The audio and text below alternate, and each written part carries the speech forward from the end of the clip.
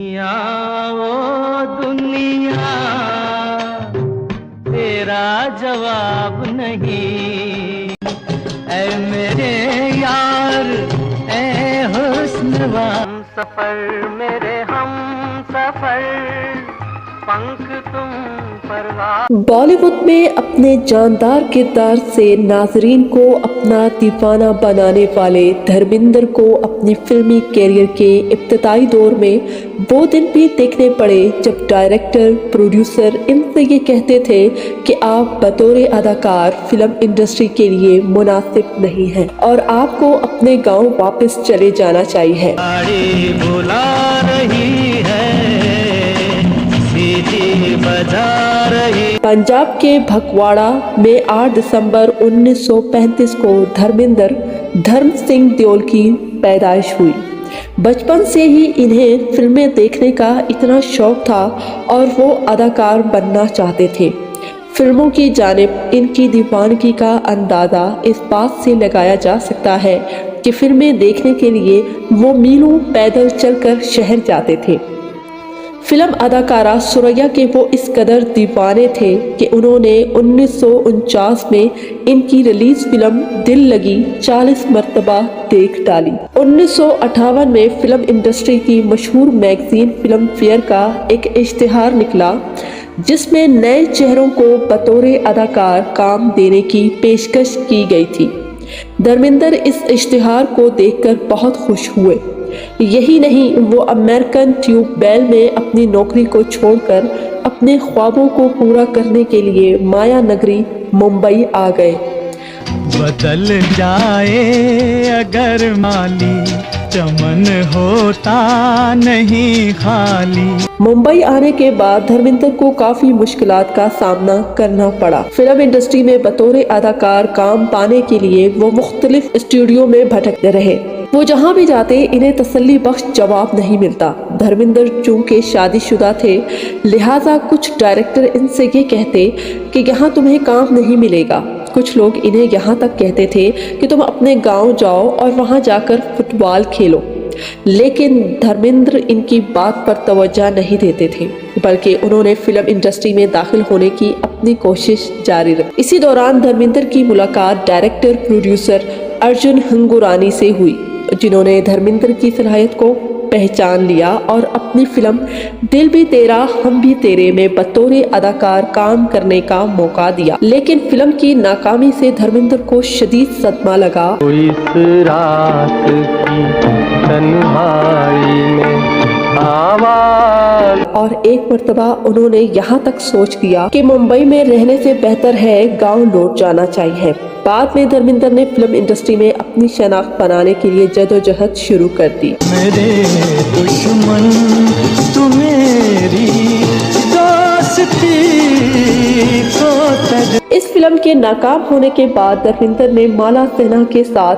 अनपढ़, पूजा के फूल, नौतन के साथ बंदनी, मीना कुमारी के साथ काजल जैसी कई सुपरहिट फिल्मों में काम किया। इन फिल्मों को नाज़रीन ने बहुत पसंद किया, लेकिन इन फिल्मों की कामयाबी का क्रेडिट धर्मेंद्र के बजाय फिल्म की एक्ट्रेसेस को दिया गया। आइए आपकी आँखों के नाम।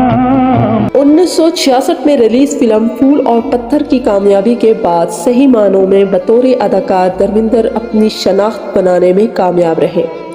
फिल्म में धर्मेंद्र ने एक ऐसे गुंडे का किरदार अदा किया जो समाज की परवाह किए बगैर अदाकारा मीना कुमारी से मोहब्बत करने लगता है। दिलचस्प बात तो ये है कि आज के दौर में हीरो अपना ताकतवर जिस्म दिखाने के लिए बला जरूरत कमीज बदन से उतार देता है, पर इस फिल्म के जरिए धर्मेंद्र ऐसे पहले हीरो बने जिन्होंने इस रवायत की बुनियाद रखी। फिल्म में अपने जानदार किरदार की वजह से वो फिल्म फेयर के बेहतरीन अदाकार के अवार्ड के लिए नामजद किए गए।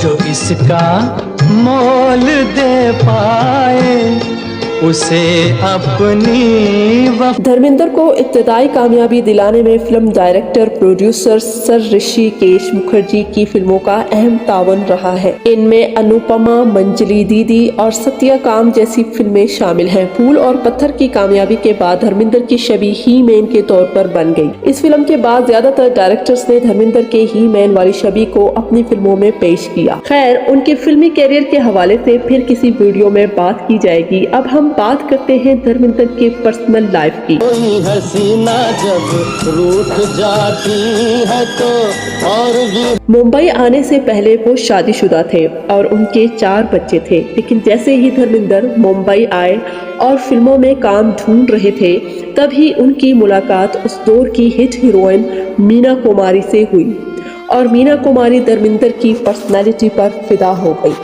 धर्मेंद्र ने भी अपनी बीवी और बच्चों की परवाह न करते हुए मीना कुमारी के साथ रिलेशन बना लिया और उनका खूब इस्तेमाल भी किया।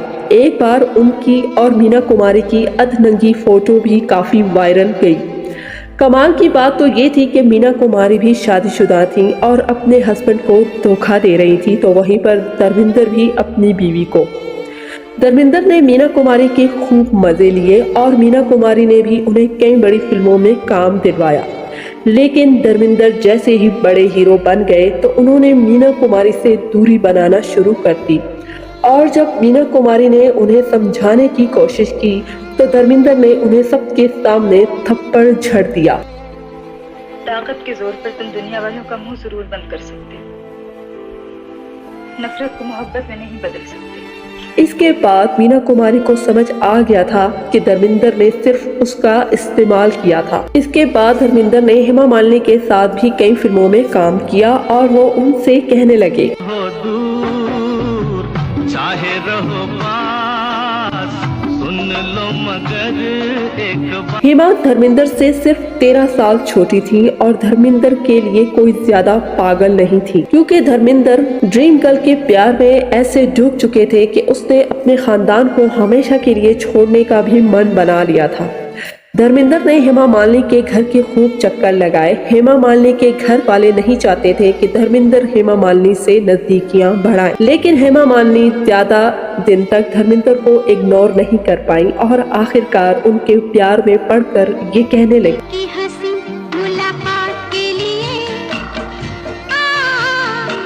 इसके बाद तो धर्मेंद्र की मानो चारों उंगलियां घी और सर कढ़ाई में, क्योंकि लोगों की ड्रीम गर्ल अब उनकी दीवानी थी। धर्मेंद्र पहले से शादीशुदा थे और उनकी बीवी उन्हें तलाक देने को तैयार नहीं थी, इसलिए धर्मेंद्र ने सिर्फ हेमा मालिनी के साथ शादी करने के लिए अपना मजहब बदल लिया और धर्मेंद्र और हेमा मालिनी दोनों हिंदू से मुसलमान हो गए, क्योंकि सिर्फ मुस्लिम ही ऐसा मजहब है जो एक से ज्यादा शादियों की इजाजत देता है। धर्मेंद्र मुस्लिम बनकर दिलावर खान बन गए और हिमा आयशा बीबी, मतलब कि सिर्फ शादी के लिए। धर्मेंद्र ने न सिर्फ अपने बच्चों को छोड़ा, अपनी बीवी छोड़ी, हत्ता के मजहब को भी छोड़ दिया और अपना सब कुछ भुलाकर हेमा मालिनी के साथ रहने लगे।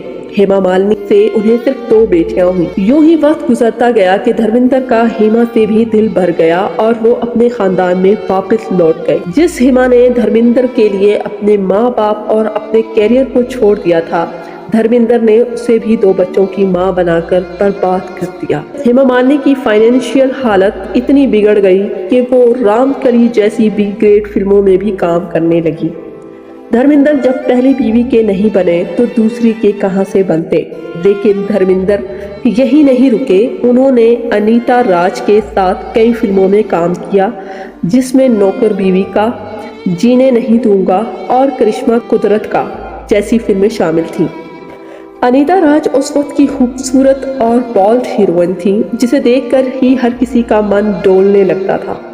यहाँ हैरत की बात ये थी कि अनीता राज धर्मेंद्र से 27 साल छोटी थी। इसके बावजूद धर्मेंद्र अनीता राज की खूबसूरती के दीवाने हो गए और उनके प्यार में डुबकी लगाने लगे और अनीता राज के लिए इतने पागल थे कि इन्हें अपनी हीरोइन बनाने के लिए डायरेक्टर पर दबाव डालने लगे और अनीता राज को भी फिल्मों में काम चाहिए था, इसलिए वो धर्मेंद्र के चुंगल में फंसती चली गई।